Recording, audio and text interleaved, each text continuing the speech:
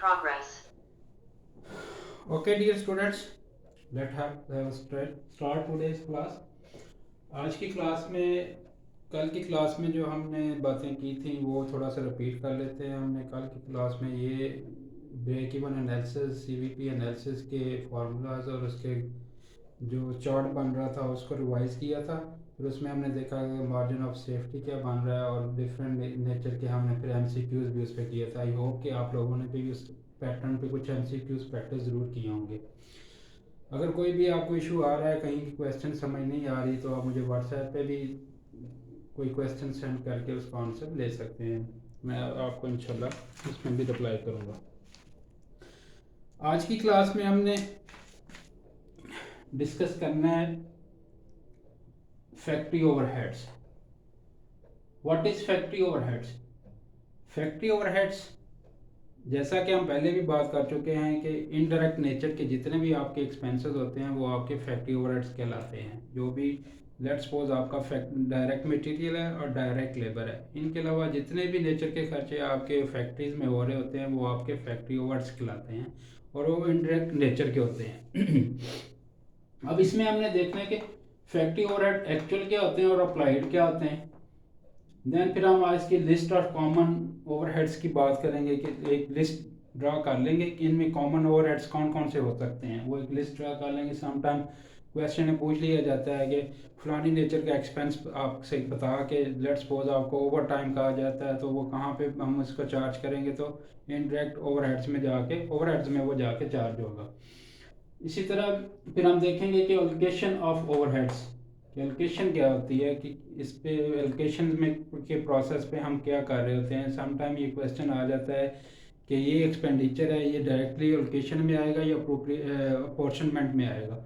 इस तरह से फिर ये इसको भी देख लेते हैं कि एलोकेशन ऑफ ओवरहेड्स क्या होता है। देन अपोर्शनमेंट को देख लेंगे, प्राइमरी क्या होती है, सेकेंडरी क्या होती है। प्राइमरी ये भी पूछ लिया जाता है, क्वेश्चन आ रहे होते हैं कि प्राइमरी नेचर की जो अपॉर्चुनमेंट हो रही है उसमें कौन से खर्चे हैं और जो जो सेकेंडरी हो रही होती है उसको किस क्या क्या कौन से किस्म के खर्चे जो हैं वो सेकेंडरी अपॉर्चुनमेंट में हम चार्ज कर रहे होते हैं प्रोडक्शन को।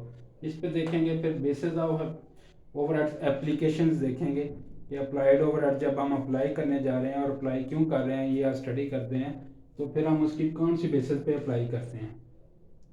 देन हम इसको ओवरहेड ऑब्जॉर्प्शन रेट को देखेंगे कि ऑब्जॉर्प्शन रेट क्या होता है। बेसिकली हम जो ओवरहेड अप्लाई कर रहे हैं, जो ऑब्जॉर्व कर रहे हैं ऑन प्रोडक्शन, तो किस रेट से करेंगे ये हम देखेंगे। फिर प्लांट वाइज रेट क्या होता है, डिपार्टमेंटल रेट क्या होता है। देन कैपेसिटी लेवल्स डिस्कस कर लेंगे। डिफरेंट कैपेसिटी लेवल्स को देखा जाएगा कि ये किस तरह से फिर ये कैपेसिटी लेवल्स बन रहे होते हैं और फिर हम ओवरहेड की बेसिस पे ओवरहेड्स अप्लाई कर रहे होते हैं। देन हम देखेंगे capacity variance. Overhead variance analysis में जाके हम देखेंगे कैपेसिटी का वेरिएंस क्या बन रहा है और फिर बजटेड वेरिएंस क्या होता है। देन इस एट द एंड हम इसके थोड़े से एमसीक्यूज भी करेंगे।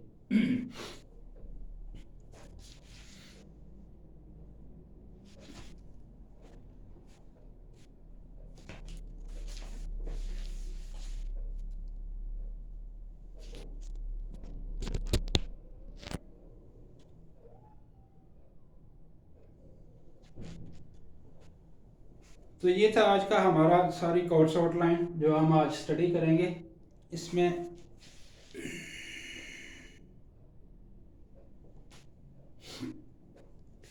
तो सबसे पहले हम देख लेते हैं कि फैक्ट्री ओवरहेड कहते हैं किसको हैं। जिस तरह हमने बात की कि इनडायरेक्ट नेचर के ये एक्सपेंसेस होते हैं।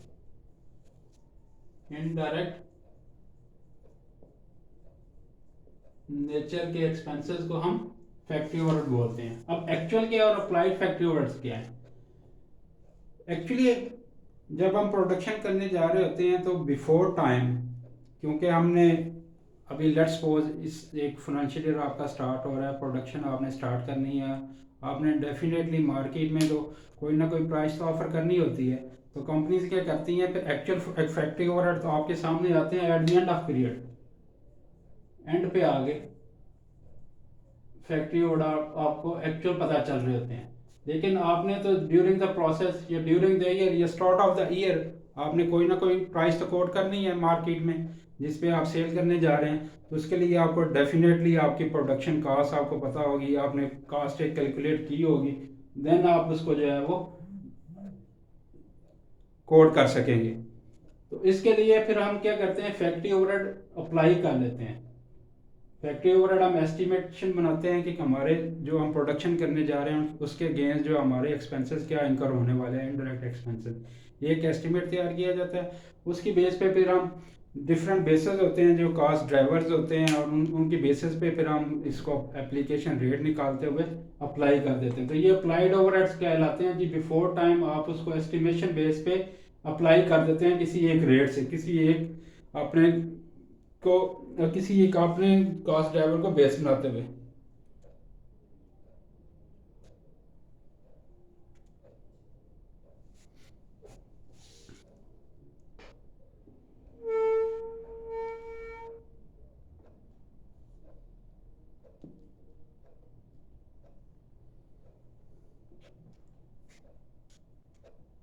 और कुछ अभी बेहतर है कुछ result? Can you read out this writing?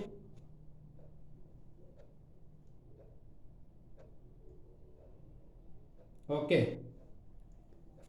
Okay आदर।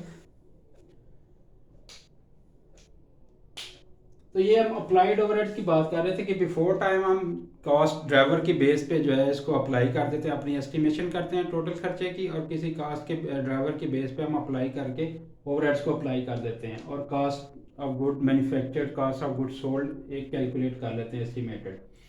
Then list of common overheads. अब हम एक लिस्ट ड्रा कर लेते हैं कि कॉमन ओवरहेड्स हो कौन कौन से सकते हैं, ताकि आप लोगों को आइडिया हो कि कॉमन ओवरहेड्स इसमें ये चीज़ें शामिल हैं।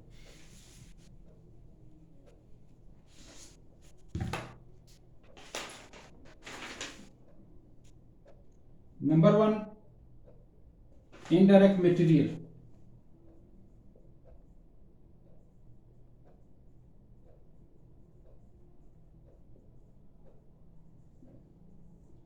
इनडायरेक्ट मटेरियल में क्या क्या चीज़ें शामिल होती हैं? Factory supplies, office supplies, factory office supplies,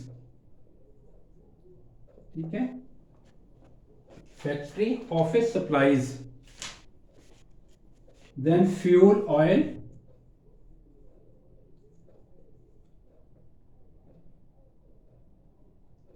and coil etc. Then lubricants,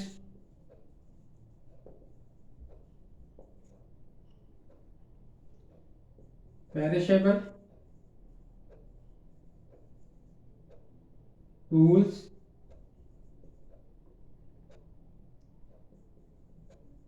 repair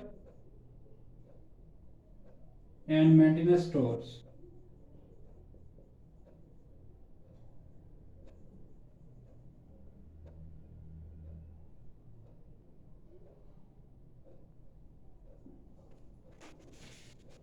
indirect material में क्या है? Factory supplies, factory office supplies, number two fuel oil coil, lubricants, then perishable tools, जो टूल्स ऐसे नेचर के tools होते हैं जो production में यूज हो रहे होते हैं, लेकिन प्रोडक्शन में वो साथ साथ जो है वो उसमें तोड़ फोड़ की वजह से वो ख़त्म हो जाते हैं।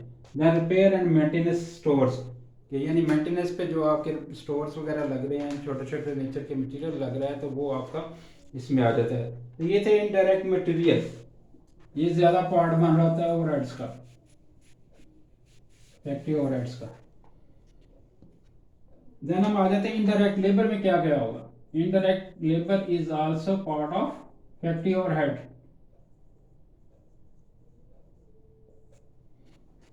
इनडायरेक्ट लेबर में आपके क्या आ जाता है जी? Cleaner,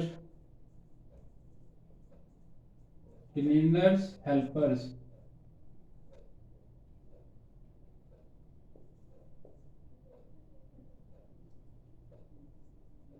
helpers, cleaner, helpers, factory office staff,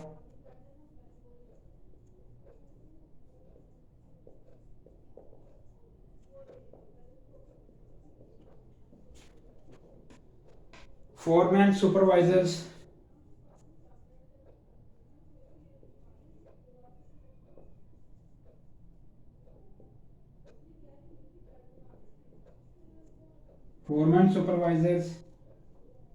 idle time,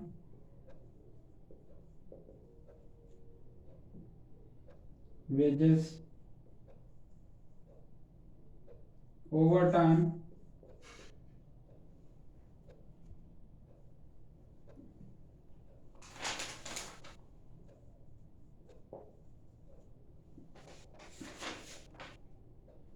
quality inspection,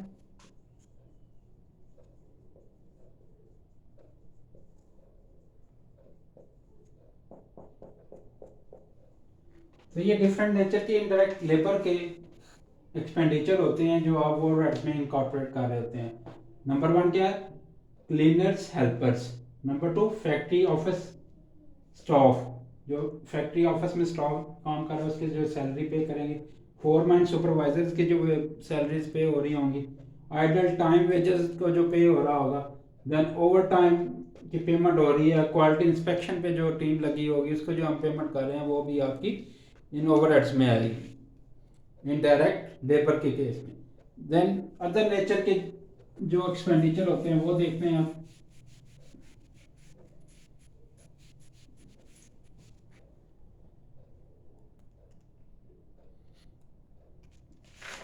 other nature के जो होते हैं other indirect expenses, other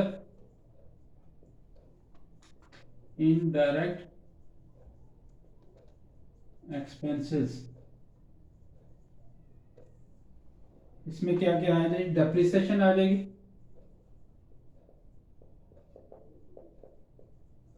depreciation है, इलेक्ट्रिसिटी है, सिटी एंड गैस बिल जो होता है आपका, electricity and gas bills, insurance,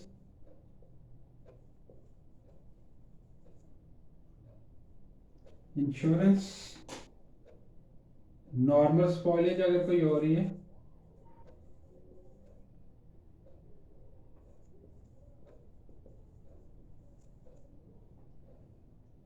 property tax,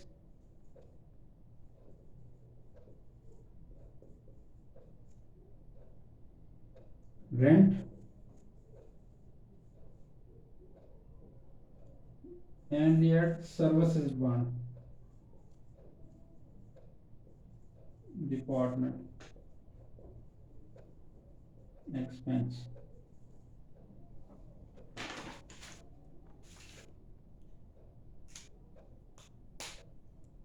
ये थे हमारे other direct indirect expenses. Other indirect expenses जो पार्ट बने होते हैं फैक्ट्री ओवरहेड के, उनमें क्या इंक्लूड है जी? डेप्रिसिएशन हो जाती है जो प्लांट एंड मशीनरी की या बिल्डिंग की डेप्रिसिएशन है या और कोई एसेट है जिसकी डेप्रिसिएशन है। Then electricity and gas bills, ये भी पार्ट ऑफ ओवरहेड्स बन रहा होता है। इंश्योरेंस एसेट्स की अगर कोई इंश्योरेंस वगैरह का प्रीमियम पे कर रहे हैं तो उसके रेलिवेंट आ जाता है। नॉर्मल स्पॉइलेज, आपकी स्पॉइलेज कोई हो रही है, लॉस हो रहा है तो वो होगा। प्रॉपर्टी टैक्सेस हैं, फिर रेंट है and services department. At the and जो सर्विसेज डिपार्टमेंट के खर्चे होते हैं ये भी हम एलोकेट कर रहे हैं प्रोडक्शन डिपार्टमेंट को। तो ये टोटल ओवरहेड्स का पार्ट तकरीबन बन जाता है। इसके अलावा और भी खर्चे हो सकते हैं लेकिन ये मोस्टली ये चीज़ें जो है वो पार्ट ऑफ ओवरहेड्स बन रही होती हैं।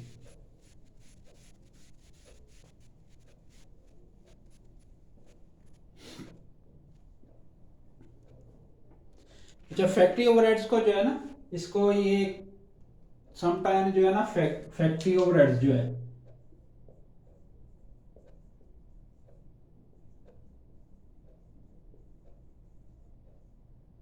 फैक्ट्री ओवरहेड्स को हम और नाम भी देते हैं कुछ, फैक्ट्री बर्डन भी बोलते हैं,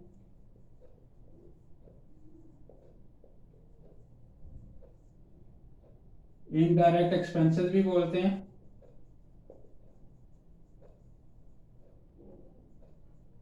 एंड सप्लीमेंट्री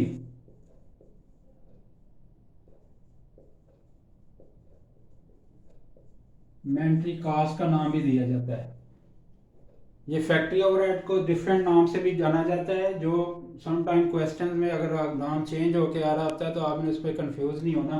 फैक्ट्री ओवरहेड को फैक्ट्री बर्डन भी बोलते हैं, इनडायरेक्ट एक्सपेंसेस भी बोलते हैं और सप्लीमेंट्री कॉस्ट भी बोलते हैं। तो आपने अगर कोई इस तरह से नाम को यूज हो रहा है तो आपने कंफ्यूज नहीं होना उसमें आगे।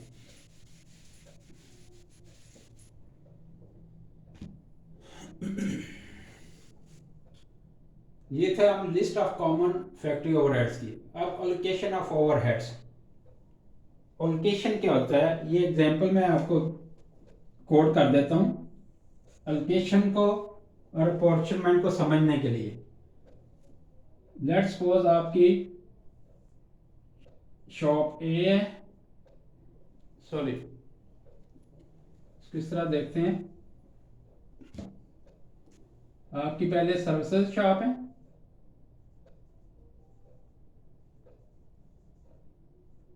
देन आपकी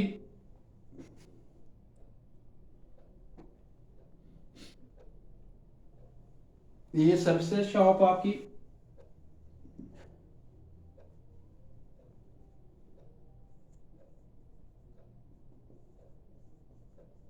शॉप्स और प्रोडक्शन शॉप्स।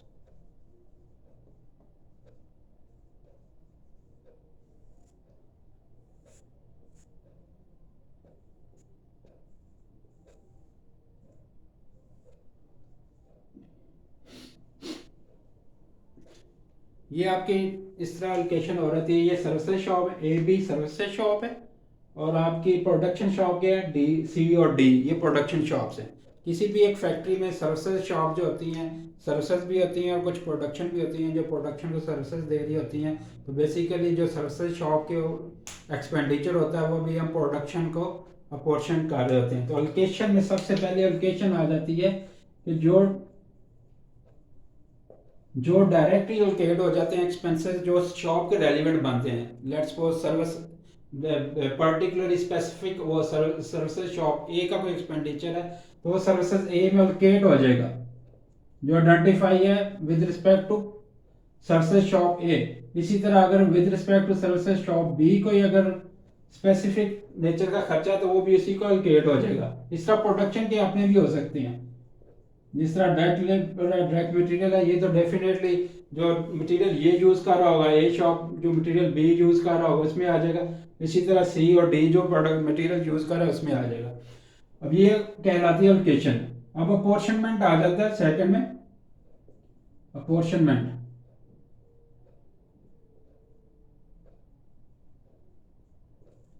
अपोर्शनमेंट में क्या होता है कि जितने भी आपके लेट्स सपोज इलेक्ट्रिसिटी है आपकी,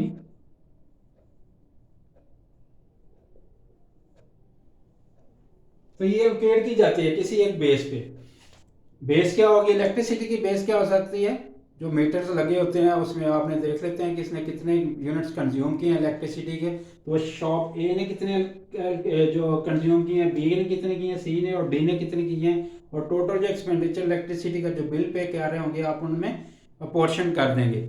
इसी तरह कोई और डेप्रिसिएशन है, और भी कोई खर्चे हैं इसमें, इनडायरेक्ट मटेरियल है या इनडायरेक्ट लेबर है, तो ये सारे खर्चे किसी ना किसी बेस पे जो है इनको एलोकेट हो जाते हैं। डेप्रिसिएशन है, कंटेन का अगर कोई खर्चा है तो नंबर ऑफ एम्प्लॉइज पे वो हम इनको अपोर्शन करते हैं। ये फर्स्ट प्राइमरी अपोर्शन कहलाएगी। ये क्या कहलाएगी, अपोर्शनमेंट में प्राइमरी अपोर्शनमेंट। ठीक है, कि ये पहले हमने इनको जो जो खर्चे इनको एलोकेट हो सकते हैं सर्विसेज शॉप के वो सर्विसेज को दिए, जो प्रोडक्शन के हैं वो प्रोडक्शन को दिए। अब जो सेकेंडरी हो जाएगी उसमें क्या होगा आगे, सेकेंडरी में आप जब सर्विसेज डिपार्टमेंट के टोटल एक्सपेंडिचर आपके पास आ जाएगा, यहाँ पे टोटल एक्सपेंडिचर आपके पास आ जाएगा सर्विसेज डिपार्टमेंट ए और बी का। इसको जब आप अलोकेट करेंगे प्रोडक्शन शॉप्स पे तो ये सेकेंडरी अपॉर्शनमेंट कहलाएगी।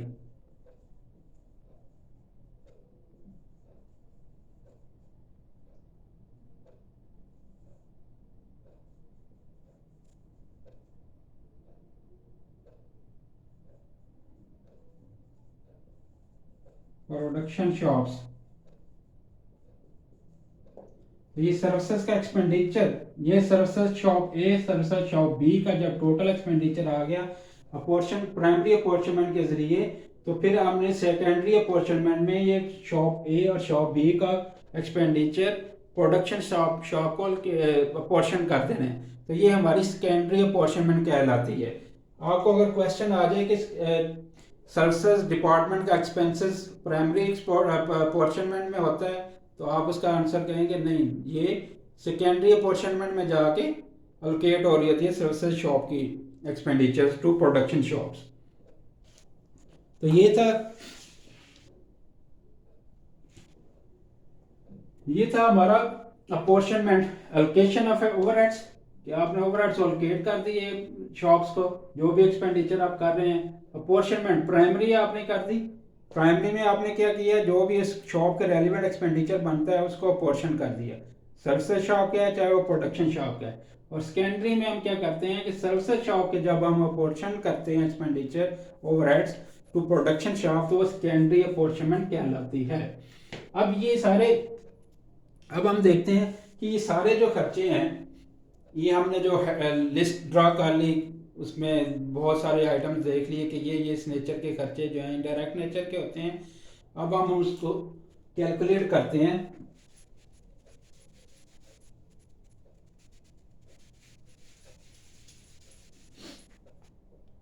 अब हम देखते हैं कि इनडायरेक्ट मटेरियल में कितना खर्चा हो रहा है, इनडायरेक्ट लेबर पे कितना खर्चा हो रहा है, अदर इनडायरेक्ट नेचर के कितने एक्सपेंडिचर हमारे इनकर हो रहे हैं। तो वो हम एस्टिमेशन जब एप्लीकेशन करने जाते हैं तो फिर एक एस्टिमेट बनाते हैं कि ये सारा जो टोटल एक्सपेंडिचर है हमारा ओवरहेड का, ओवरहेड फैक्ट्री ओवरहेड एक्सपेंडिचर हमारा कितना एस्टिमेटेड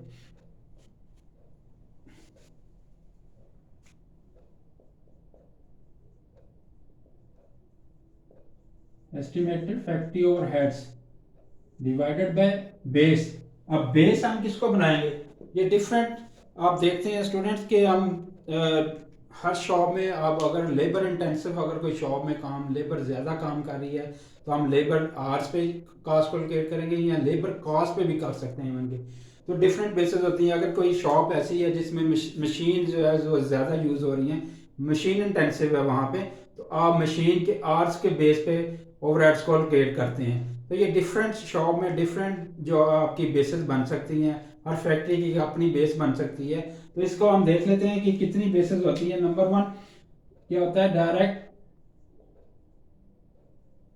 लेबर कॉस्ट,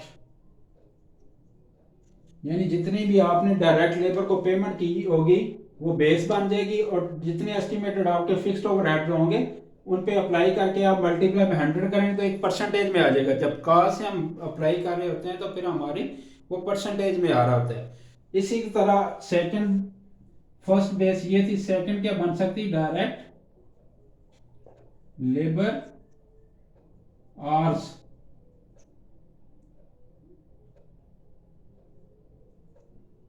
ठीक है। सेकंड हमारी क्या बनेगी, the base direct labour hours.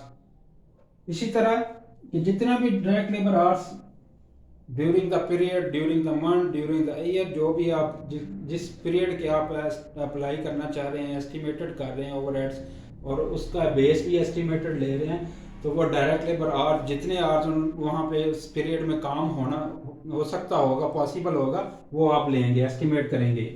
Third पे आप लेते हैं मशीन आवर्स,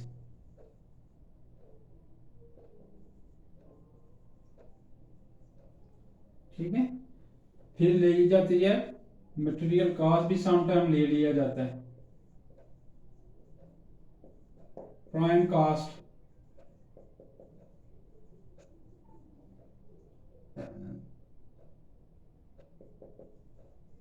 प्राइम कॉस्ट को भी समटाइम बेस बनाया जाता है। तो ये डिफरेंट बेसिस हो सकती हैं। ये देखा जाता है बेसिकली कि आपका कॉस्ट ड्राइवर क्या बन रहा है। कॉस्ट ड्राइवर की हमने बात की थी, जिस पे आपका कॉस्ट सेंटर में जिसकी अगेंस्ट आपकी कॉस्ट इनकर हो रही होती है वो आपका कॉस्ट ड्राइवर कहलाता है। लेट्स सपोज किसी भी एक शॉप में अगर मैंने बात की कि डायरेक्ट लेबर आवर्स, जब जो आप जितने आवर्स डायरेक्ट लेबर ज़्यादा काम करेगी उतने वो उसकी कॉस्ट ज़्यादा इनकर होगी। तो ये बेसिकली क्या है, डायरेक्ट लेबर आवर्स जो है वो ये कास्ट इंकर करने का एक ड्राइवर बन रहे हैं। जितना डायरेक्ट लेबर आवर्स ज़्यादा काम करेगी उतना कास्ट आपकी ज़्यादा इंकर होगी। तो ये क्या बेसिकली कास्ट ड्राइवर है, डायरेक्ट लेबर आवर्स। इसी डायरेक्ट लेबर कास्ट पे अगर कर रहे हैं मशीन आवर्स, अगर मशीन ज़्यादा चलती हैं तो जितने आवर्स ज़्यादा चलेंगी आपकी कास्ट ज़्यादा इंकर हो रही होगी। तो ये बेसिकली आपके मशीन आवर्स आपके कास्ट ड्राइवर बन रहा है। तो कास्ट सेंटर किसी भी एक शॉप को या किसी भी एक सेंटर को जहाँ पे आपकी कास्ट आप एलोकेट करते जा रहे हैं कि इस सेंटर इस प्रोसेस इस शॉप की कास्ट हमने कैलकुलेट करनी है, तो वो आपका कास्ट सेंटर कहलाता है। तो इस तरह से हम एस्टिमेटेड ओवरहेड्स की टोटल कास्ट लेते हैं जो हमने लिस्ट में ड्रा कर लिया कि इनडायरेक्ट मटेरियल क्या है, इनडायरेक्ट लेबर क्या है, अदर नेचर के इनडायरेक्ट एक्सपेंसेस क्या हैं, वो सारे सम अप करके हम एक एस्टिमेशन तैयार कर रहे होते हैं। वो भी आगे हम एक्टिविटी लेवल्स पे आके भी कैपेसिटी लेवल्स पे भी बात करते हैं आगे। तो हम किसी एक बेस पे इसको अप्लाई करते हैं, फिर ये बेसिस बन के एक रेट आता है जिसको हम अप्लाइड ओवरहेड्स के नाम से जानते हैं कि ये अप्लाइड ओवरहेड्स बन रहे हैं। इन बेसिस पे हम एप्लीकेशन कर रहे होते हैं ओवरहेड्स की। तो ये चार पांच नेचर की बेसिस बन रही होती हैं हमारे एप्लीकेशन ऑफ ओवरहेड्स की। अब ओवरहेड्स अब्जॉर्प्शन रेट क्या है, ये जैसे मैंने पहले भी आपको बताया कि आप एस्टिमेटेड फैक्ट्री ओवरहेड्स लेते हैं और कोई एक लेट्स सपोज हम कर लेते हैं डायरेक्ट लेबर आवर्स को बेस बना लेते हैं।